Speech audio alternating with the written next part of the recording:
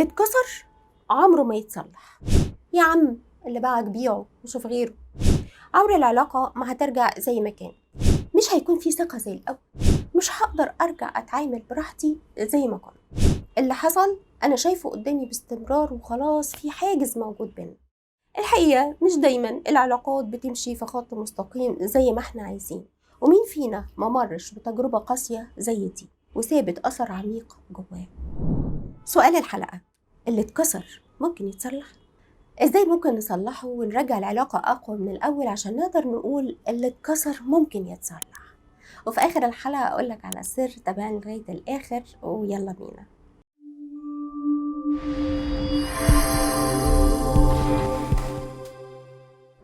العلاقات بتاخد أهميتها إذا كانت قريبة مننا قوي وبنتأثر بيها، ولا بعيدة عننا ومش فارقة معانا. يعني مثلا لو حد زميل ليك أو قابلت حد صدفة في الشارع أو في مطعم أو أي مكان، برغم إنك اتعاملت معاه كويس صدر منه موقف زعلك قوي وعلاقتكم حصل فيها شرخ كبير، بسهولة بتاخد القرار إنك تتجنبه وتنهي العلاقة دي معاه وبينتهي الموضوع.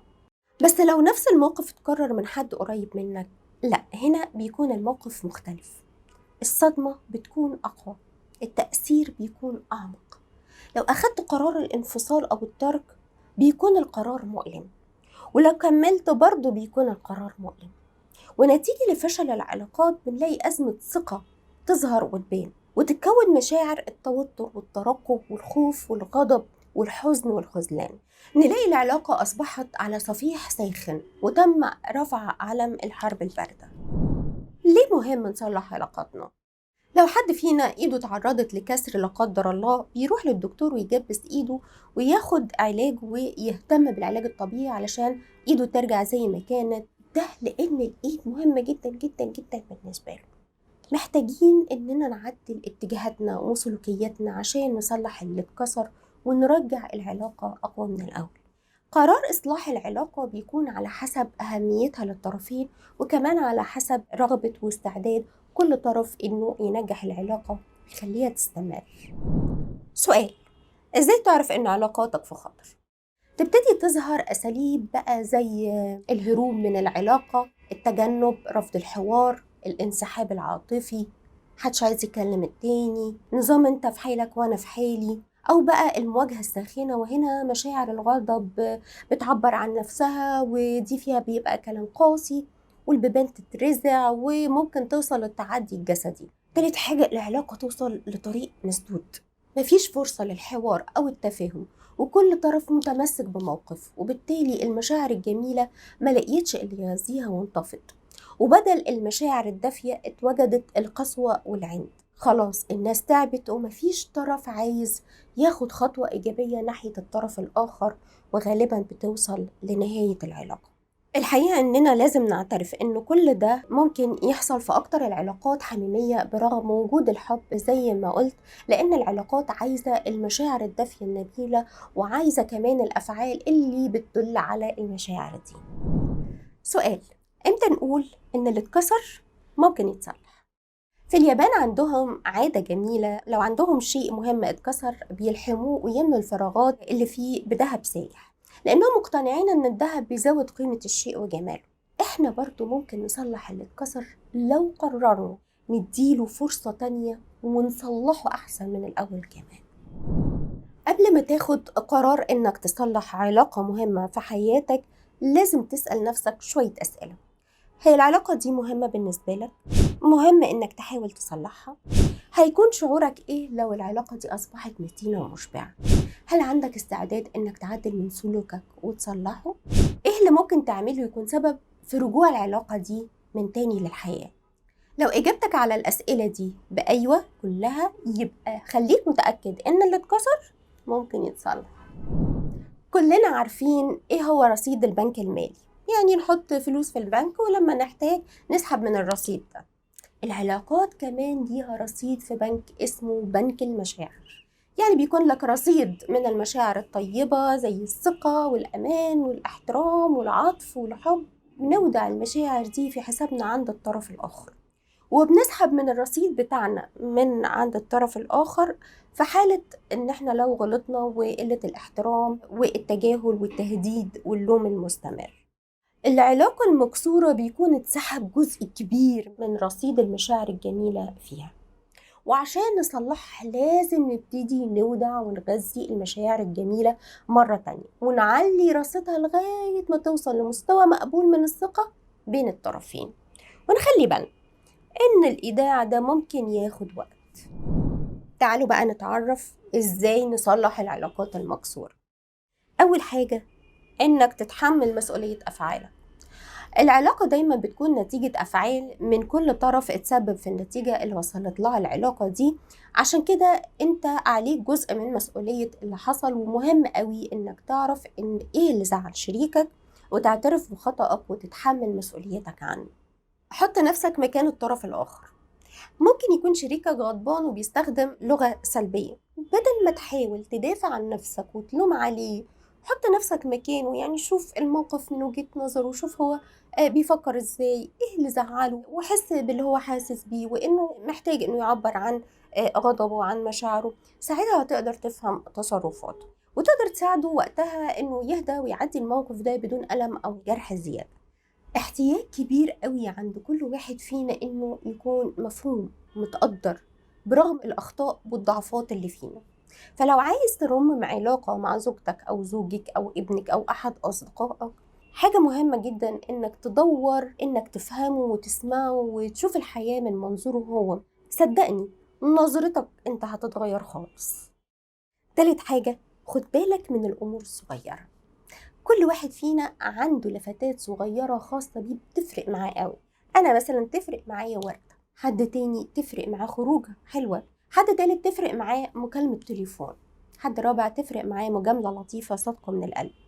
لو عايز ترمم علاقة مهمة في حياتك، اهتم بالحاجات اللي تعجب وتفرق مع الطرف الآخر. ولو مش عارف، اسأل الطرف الآخر ايه الحاجات اللي أنا لو عملتها هتبسطك وتفرحك. رابع حاجة، اوفي بوعودك. تخيل كده لو وعدت زوجتك بانك هتروح معاها تشتري حاجة جديدة في البيت، او وعدت اولادك تاخدهم فسحة يوم الاجازة، او هتروح مشوار مهم قوي مع حد من اصحابك، وبعد كده نسيت وعدك او حصل اي حاجة عطلتك. تخيل كده مدى الاحباط اللي ممكن يحصل له. كلنا بنهتم قوي بالوعود الخاصة بحياتنا، عشان كده تحقيق الوعود بيدينا ثقة في الشخص اللي وعده، وبناخد كلامه على محمل الجد ونصدقه. عشان كده اهتم قوي قوي قوي انك تحقق وعودك.